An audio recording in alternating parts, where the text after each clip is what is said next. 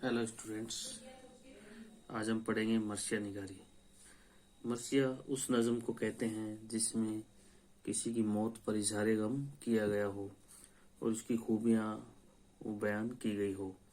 मर्सिया अरबी लबात जबान का लफ्ज़ है जो रसा से निकला है, जिसके मायनी आ है वह बका के हैं, यानी रोने धोने के हैं। किसी की मौत और वफात पर जो दर्द व गम का इजहार किया जाता है उसको रसा कहते हैं। तो मर्सिया लफ्ज़ रसा से मिलकर बना है। मुख्तलिफ अफराद की मौत पर जो मर्सिया लिखे गए हैं वो शख्सी मर्सिया कहलाते हैं। यानी तो नामवर अफराद की मौत पर जो मर्सिया लिखे गए, मसलन मिर्ज़ा गालिब पे मर्सिया लिखा गया, अलामा इकबाल पे मर्सिया लिखा गया, वो शख्सी मर्सिया कहलाते हैं। जैसे कि गालिब और हाली का मर्सिया वो मिर्ज़ा गालिब ने लिखा था। ऐसे ही इकबाल का मर्सिया मिर्ज़ा दाग ने लिखा था। जब किसी की मौत वाक़ई होती है तो इससे ताल्लुक़ रखने वाले बहुत से लोगों को दिली सदमा पहुंचता है।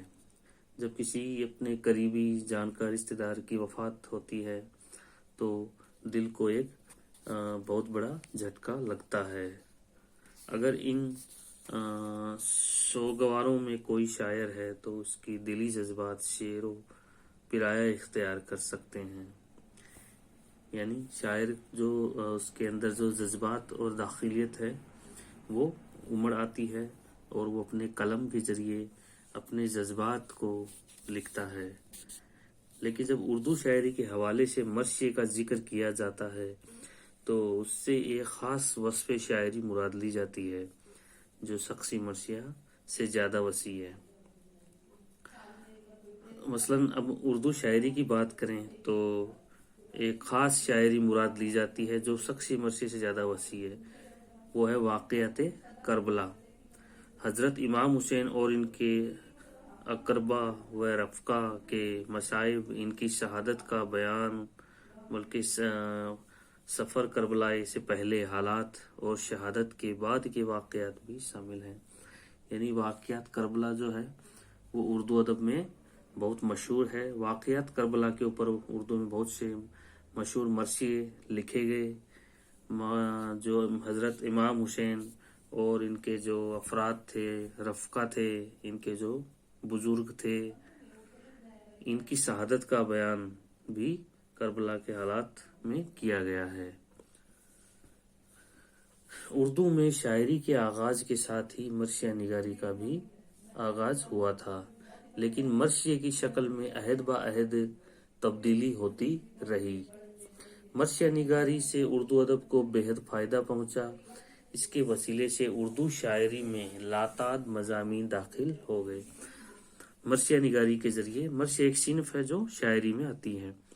तो मर्सिया निगारी का जब तरक्की और तरवीज हुआ तो बहुत सी चीज़ें उर्दू अदब में उसूल मुरतब हुए। उर्दू अदब को बहुत फ़ायदा पहुंचा। बहुत से मज़ामीन जो हैं, मौज़ूआत जो हैं, सब्जेक्ट्स जो हैं वो भी उर्दू में शामिल हुए। मसलन जनाब, अमाम का, अहबाब का वगैरह। जब सफ़र के हालात का बयान किया जाता है, जब जब जो हीरो है मर्सिया का या जो बादशाह है, नवाब है, वो मंजिल पर पहुंचता है, मुखालिफिन से मुख्तलिफ अंदाज की उसकी गुफ्तगू होती है, गुमराहों की राह रास्त पर लाने की कोशिश होती है, शादी की रस्म व रिवाज, मैदान जंग का पूरा नक्शा, जंग का बयान, दुश्मन के रूबरू रजज व शार, जंग, शहादत, बीन और जंग के बाद के तमाम तरह के मौज़ूआत जो है वो मर्सिया में समा जाते हैं। तो इसके मायने ये हैं कि मर्सिया की वजह से उर्दू अदब में बहुत से मज़ामीन है वो लाताद, यानी जिसकी कोई तादाद नहीं हो, अनगिनत बहुत सारे मज़ामीन दाखिल हुए। उर्दू का दामन, इसलिए मर्सिया निगारी से उर्दू का जो दामन है वो वसी है, यानी विशाल हुआ, बड़ा हुआ, फैला, और इसके सरमाए में अल्फाज के एक बहुत बड़े ज़ख़ीरे का इजाफा हुआ। अल्फाज शुमारी की जाए तो इस ख्याल की तस्दीक होगी کہ جتنے زیادہ الفاظ مرثیے میں استعمال ہوئے ہیں اتنے کسی اور صنف شاعری میں استعمال نہیں ہوئے. یعنی مرثیے میں جو تمام طرح کے موضوعات ہوتے ہیں، جیسے سب سے پہلے جب جنگ کے لیے جاتا ہے، رخصت ہوتا ہے، اس سے لے کر اس کی وفات اور بین تک کا جو پورا منظر ہے، جس میں مختلف طرح کے مضامین ہوتے ہیں، بہاروں کا ذکر ہوتا ہے، نظاروں کا ذکر ہوتا ہے، جنگ کے میدان کا پورا نقشہ کھینچا جاتا ہے، بادشاہت کے اس کے جو سراپا ہے اس کا پورا نقشہ کھینچا جاتا ہے، اس کی قابلیت، اس کے آباء و اجداد سبھی کا وسیع طور پر نقشہ کھینچا جاتا ہے. تو ان سب سے اس کے ذریعے بہت سے نئے الفاظ اردو ادب میں داخل ہوئے. مرثیے کے اجزائے ترکیبی، ابتدا میں تو مرثیے کی نہ کوئی شکل معین تھی اور نہ ہی اس کے اجزائے مقرر تھے. میر ضمیر نے اس کی شکل طے کر دی اور اسے 8 حصوں میں تقسیم کر دیا. یعنی مرثیے کے اجزائے ترکیبی میر ضمیر نے طے کیے تھے اور کل اس کے 8 حصے تھے. پہلا چہرہ، سراپا، رخصت، آمد، رزج، جنگ، شہادت اور بین. یعنی اس کے کل 8 اجزائے ترکیبی ہیں مرثیے کے، جو میر ضمیر نے متعین کیے ہیں. بعض مرثیے دعا سے شروع ہوتے ہیں، تمہید کے بعد سراپا بیان کیا جاتا ہے. یعنی کچھ مرثیے جو ہیں وہ چہرہ سے شروع ہوتے ہیں، یعنی جو بادشاہ ہے اس کے نجی اور ذاتی زندگی کے بارے میں بیان کیا جاتا ہے. اور کچھ مرثیے جو ہے وہ دعا سے شروع ہوتے ہیں، تمہید کے بعد سراپا بیان کیا جاتا ہے. تمہید یعنی جو شروعات ہوتی ہے مرثیہ کی، اس کے بعد سراپا بیان کیا جاتا ہے. کسی مرثیوں میں پہلے بادشاہ کا سراپا بیان کیا جاتا ہے. تمہید یہ ہوتا ہے کہ سب سے پہلے بادشاہ جو ہے وہ اس کی پورے مرثیے کی ایک تصویر بناتا ہے، جس میں وہ بہاروں، نظاروں اور بہت سی خوبصورت چیزوں کا ذکر کرتا ہے.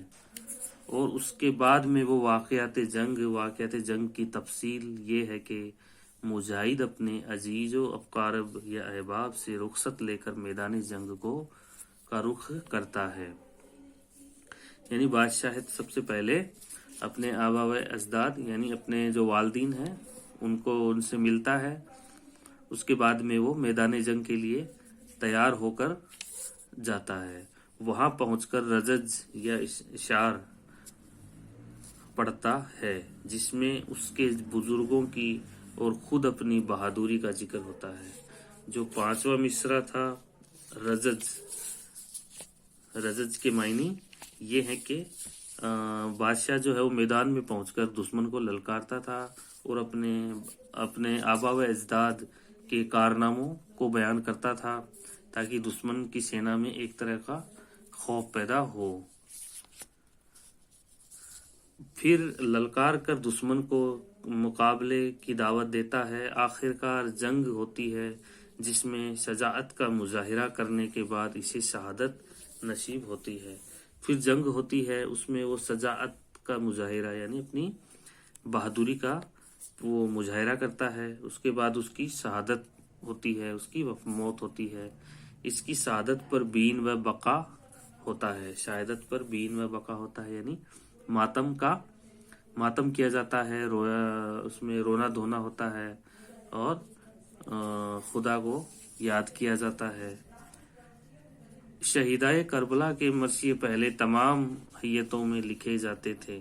سودا نے مسدس کی شکل میں مرثیہ کہا اور ضمیر نے مرثیے کے لیے مسدس کو مخصوص کر دیا. شہیدائے کربلا کے مرثیے پہلے تمام حیتوں میں لکھے جاتے تھے. سودا نے اس کو مسدس کی شکل میں مرتب کیا. یعنی مرثیے کی کوئی مقرر نہیں تھی کتنی بحر میں، اس کی کتنے مصروں میں، لیکن سودا نے مسدس کی شکل میں مرثیے لکھے. یعنی مسدس یعنی جس میں 6 مصرے ہوں. اور ضمیر نے مرثیے کے لیے مسدس کو مخصوص کر دیا اور ضمیر نے مرثیے کو مسدس کی شکل دی. मर्शिये को मुकम्मल रजमिया तो नहीं कहा जा सकता, लेकिन हमारे मर्शिये में तो रजमी अनासिर को फरावानी है। इस तरह से उर्दू मर्शिया निगारी का आगाज और इर्तिका हम अगले चैप्टर में पढ़ेंगे।